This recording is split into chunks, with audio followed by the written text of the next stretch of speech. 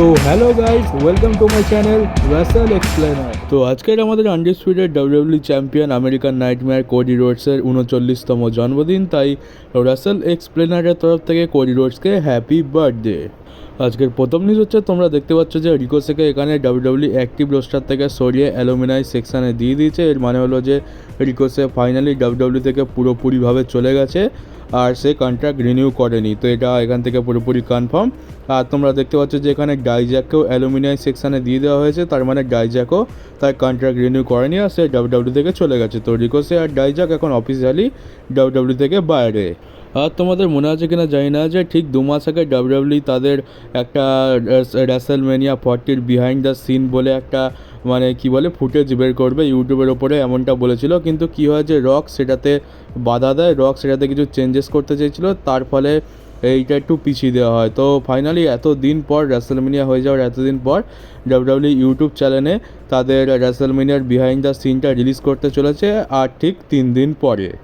তোমরা যারা আমার ভিডিও রেগুলার দেখো তারা কাইজার সিকোয়া এই নামটার সঙ্গে তো পরিচিত হবেই। ডাব্লিউডাব্লিউ এই নামটা ট্রেডমার্ক করিয়েছে আর এমনটা জানা যাচ্ছে যে এই নামটা সম্ভবত জেকব ফাটুকেই দেওয়া হতো, কিন্তু কি হয় যে তারপর ডাব্লিউডাব্লিউ দেখে যে তারা ব্লাড লাইনের আরেকটা মেম্বারকে সাইন করেই নিয়েছে আর তাই জন্য তারা ভাবে যে এই নামটা বরং তাকেই দিয়ে দেওয়া হোক। জেকব ফাটুর অরিজিনাল যে নাম আছে জেকব ফাটু, সেটাই ফ্যান্সরা জানে আর জেকব ফাটুকে সবাই জেকব ফাটু নামেই বেশি চেনে, তাই জেকব ফাটুর নামের সাথে আর বেশি ছেড়ছাড় না করাই ভালো। তাই জন্য আমরা দেখলাম যে জেকব ফাটু তার অরিজিনাল নেম নিয়েই ডাব্লিউডাব্লিউতে ডেবিউ করলো আর কাইজার সিকোয়া যে নামটা আছে সেটা ব্লাড লাইনের আরেকটা মেম্বারকে যে সাইন করে রেখেছে ডাব্লিউডাব্লিউ তার জন্যই তুলে রাখা হয়েছে। তো দেখতে হবে এখন কাইজার সিকোয়ার ডেবিউ কবে হয়। আর দেখলাম 3 মাসে 3খানা ব্লাড লাইনের মেম্বার তো চলে এলো, হয়তো পরের মাসে আমরা কাইজার সিকোভাকে দেখতে পেয়ে যাব আর তারপরের মাসে হয়তো আমরা জিলা ফাটুকেও দেখতে পেয়ে যেতে পারি ডাব্লিউডাব্লিউতে। আর এর পরের নিউজ হচ্ছে, আমাদের ডাব্লিউডাব্লিউ লেজেন্ড মার্ক হেনরি খুব একটা খুশি নয় এই হোয়াইট সিক্সের যে এরা ক্যারেক্টার ব্রেক করছে। আমরা দেখি যে ডাব্লিউডাব্লিউতে হোয়াইট সিক্স তো পুরো ভুতুরে ক্যারেক্টার, সব কটার মাথা খারাপ, একদম আলাদাই লেভেলে এরা। কিন্তু তারপরে আমরা দেখতে পেলাম যে এই হোয়াইট সিক্সের প্রত্যেকটা মেম্বার ফ্যান্সদের সাথে ভালোভাবে মিশছে, একেবারে নর্মাল মানুষের মতো। তোমরা নিচে ফটোতে দেখতেই পাচ্ছ একটা ফ্যানের সাথে হোয়াইট সিক্সের মেম্বারদের ফটো। তো এই জিনিসটা মার্ক হেনরি পছন্দ করছে না। মার্ক হেনরি চায় যে এরা পুরো আন্ডারটেকারের মতোই বিহেভ করুক, মানে আন্ডারটেকার যেমন করতো। সে ডাব্লিউডাব্লিউতে যত বছর সে ইন রিংয়ে মানে যত বছর সে লড়েছে তত বছর সে তার ক্যারেক্টারটা ডাব্লিউডাব্লিউ টেলিভিশনে আর তার বাইরেও প্লে করেছে। আমরা দেখতাম যে আন্ডারটেকার সব জায়গায় কালো কাপড় পরে ঘুরে বেড়াতো, একদম ডেড ম্যানের মতো। সেই ডাব্লিউডাব্লিউতেও ডেড ম্যান ছিল, কিন্তু বাইরেও সে ডেড ম্যান হিসাবেই তার ক্যারেক্টারটা বাঁচিয়ে রাখতো। এখন যেহেতু আন্ডারটেকার রিটায়ার হয়ে গেছে তাই সে নর্মাল মানুষের মতোই জীবনযাপন করছে। আমরা দেখতে পাচ্ছি যে এখন হাসি খুশি আন্ডারটেকারকে আমরা দেখতে পাচ্ছি।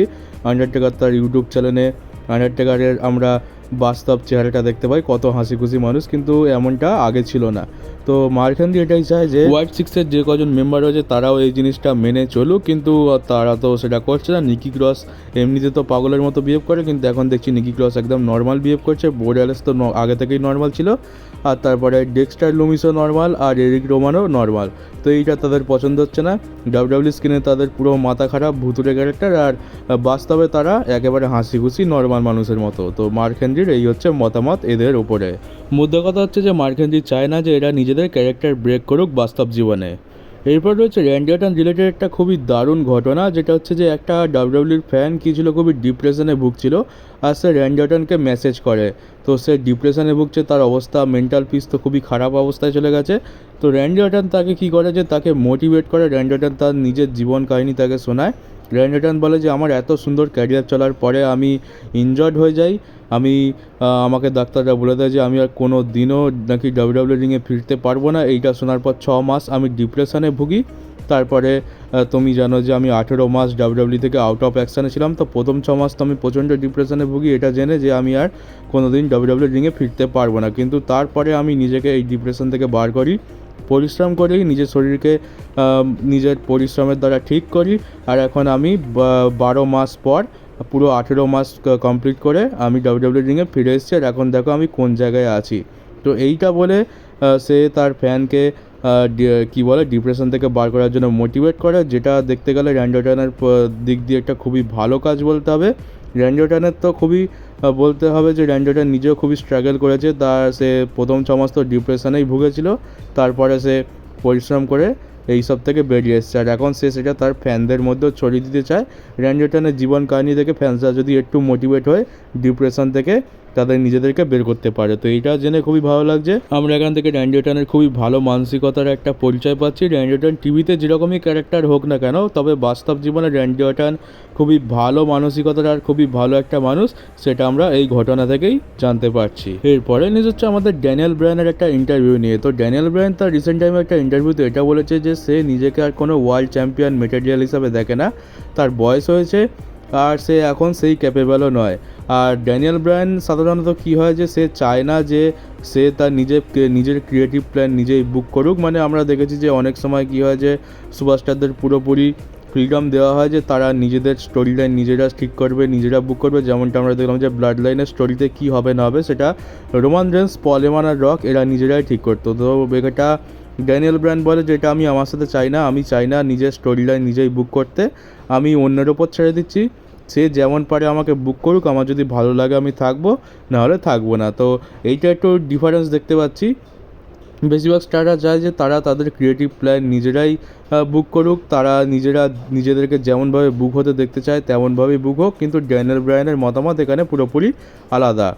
আর ড্যানিয়েল ব্রায়ানের পোষালে থাকবে, না হলে থাকবে না। তো এইটা আমরা তার ইন্টারভিউ থেকে জানতে পারলাম। আর ভবিষ্যতে হয়তো আমরা ড্যানিয়েল ব্রায়ানকে কখনো ওয়ার্ল্ড চ্যাম্পিয়নশিপ জিততে দেখতে পারবো না, সেটা AEWতে হোক বা যদি কোনো দিন ড্যানিয়েল ব্রায়ানের মন চেঞ্জ হয় আর WWE রিটার্ন করুক, তখনও আমরা তাকে WWEতে মেন চ্যাম্পিয়নশিপ ওয়ার্ল্ড টাইটেল জিততে দেখতে পাবো না। তো ড্যানিয়েল ব্রায়ানকে কোনো দিন আমরা WWEতে রিটার্ন করতে দেখতে পাবো কি না কিন্তু জানি না।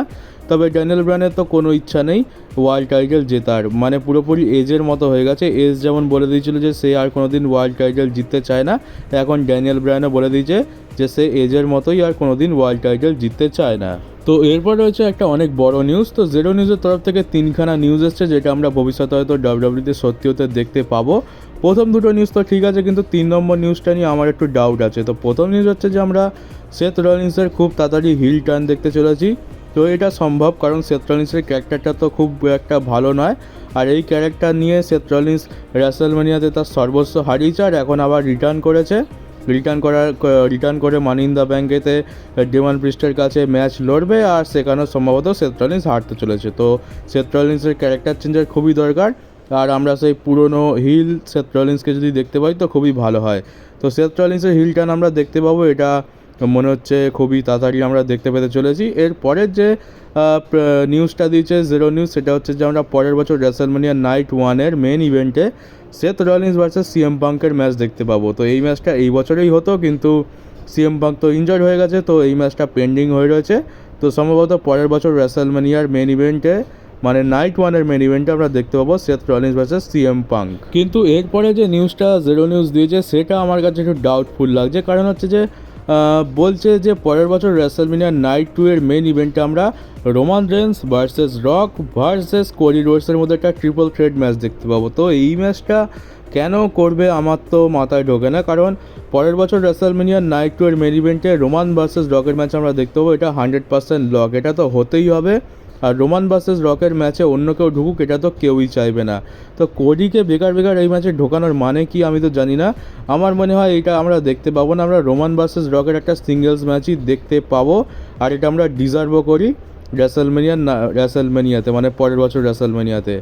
তো এইখানে যদি কোডি রোডসকে ঢোকানো হয় এটা তো খুবই খারাপ জিনিস হবে। কোডি ভার্সেস রকের ম্যাচ যদি করানোর উদ্দেশ্য থাকে তাহলে সেটা কোনো বড় প্রিমিয়াম লাইভ ইভেন্টও করানো যেতে পারে, যেমন ইন্টারন্যাশনাল প্রিমিয়াম লাইভ ইভেন্ট, যেমন সৌদি আরবের শো বা ইউরোপের কোনো শো হয়ে গেল, সেখানেও WWE কোডি ভার্সেস রকের ম্যাচ করাতে পারে। কিন্তু রোমান ভার্সেস রক এটা একটা সিঙ্গেলস ম্যাচ হওয়া উচিত, আর এটা পরের বছর রেসলম্যানিয়া নাইট 2-এর মেন ইভেন্টেই হওয়া উচিত। এখানে যদি কোডি রোডসকে ঢোকানো হয় আমি তো জানি না কোন সেন্সে ঢোকাবে। তো জেরো নিউজ বলছে, জেরো নিউজের বেশিরভাগ কথাই তো সত্যি হয়, কিন্তু এইটা আমি মানতে পারছি না যে এখানে একটা ট্রিপল থ্রেট ম্যাচ আমরা দেখতে পাবো Cody versus Rock versus Roman. তো জানি না এটা কী হবে, পরের বছরই দেখা যাবে যে স্টোরি কোন দিকে এগোয়। তো আপাতত এখন এই নিউজটাই আসছে। তো এই বিষয়ে তোমাদের কী মতামত তোমরা কমেন্ট বক্সে অবশ্যই জানাতে পারো। আমার তো মনে হয় না যে কেউই এই ট্রিপল থ্রেট ম্যাচটা দেখতে চায়, সবাই রোমান ভার্সেস রকের ম্যাচই দেখতে চায়। তো চলো গাইজ, আজকের নিউজ ভিডিও এই পর্যন্ত ছিল। কেমন লাগলো কমেন্ট বক্সে অবশ্যই জানিও, আর নতুন থাকলে চ্যানেলটাকে সাবস্ক্রাইব করে নোটিফিকেশন বেলটাকে অবশ্যই অন করে দিও, আর পারলে ভিডিওটাকে একটু শেয়ারও করে দিও। তো চলো বন্ধুরা, দেখা হচ্ছে তোমাদের সাথে আমার পরের ভিডিওতে।